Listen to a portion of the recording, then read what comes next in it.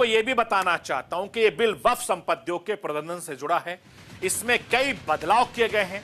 इन बदलावों का मकसद वक्फ संपत्तियों को बेहतर इस्तेमाल करना सुनिश्चित करना होगा।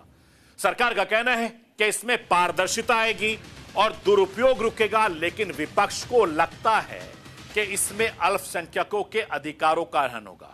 वक्फ बोर्ड में गैर मुस्लिमों को शामिल करने का भी विरोध हो रहा है। इससे पहले भी वक्फ बिल पर जेपीसी की रिपोर्ट संसद में पेश हुई थी। इसे लेकर दोनों सदनों में विपक्ष ने जमकर आपत्ति जताई थी।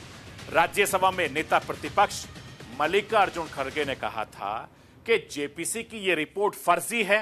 वहीं आप सांसद संजय सिंह ने कहा कि हमने अपना पक्ष रखा, इससे सहमत या असहमत हो सकते हैं, लेकिन कूड़ेदान में कैसे डाल सकते हैं।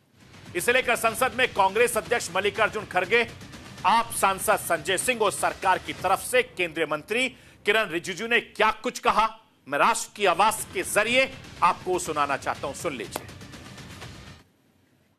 जो वक्फ बोर्ड की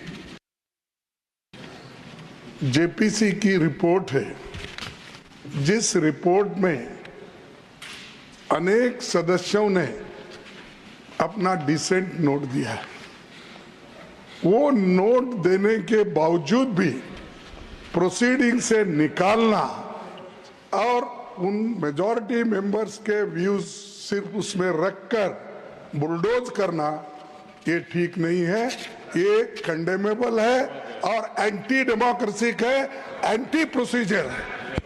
और दूसरी चीज नॉन स्टेक होल्डर्स बाहर से बुला के उनको जो होना, उन लोगों को खड़ा करके उनका स्टेटमेंट ले रहे। और जो इतने लोग पार्लियामेंट में जो भी डिसेंट नोट दिए हैं, क्या उसमें कोई एक पढ़ा लिखा नहीं है, कोई जानता नहीं है और वक्फ बोर्ड एक्ट को कोई पढ़ा नहीं है? मेरे को बड़ा ताजुब लग रहा है।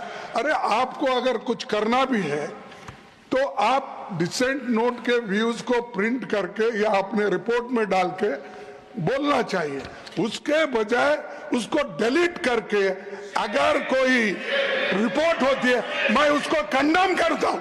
और ऐसे फर्जी रिपोर्ट को हम कभी नहीं मानेंगे, सदन कभी नहीं मानेगा।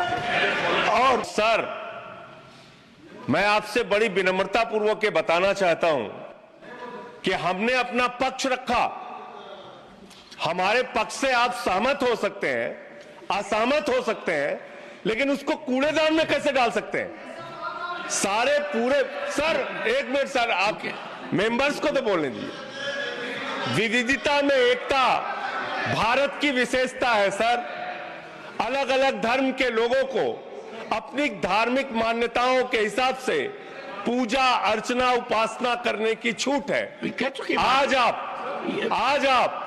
आज आप वक्फ की संपत्तियों को कब्जा कर रहे हैं, कल गुरुद्वारा की करेंगे, फिर मंदिर की करेंगे, फिर चर्च की करेंगे। मैं ये कहना चाहता हूं, मैंने बाहर में कंफर्म किया, चेयरमैन साहब से भी मैंने अभी भी कंफर्म किया, सेक्रेटरीट से, रूल के मुताबिक जेपीसी रिपोर्ट पूरा का पूरा प्लस एनेक्शियर को भी कोई बिना संशोधन के काटा काटी नहीं करके टेबल किया गया है, ये क्लियर है। उसके बाद भी अगर इन लोगों का कुछ शिकायत है तो ये कोई तरीका नहीं होता यहाँ में हंगामा करके।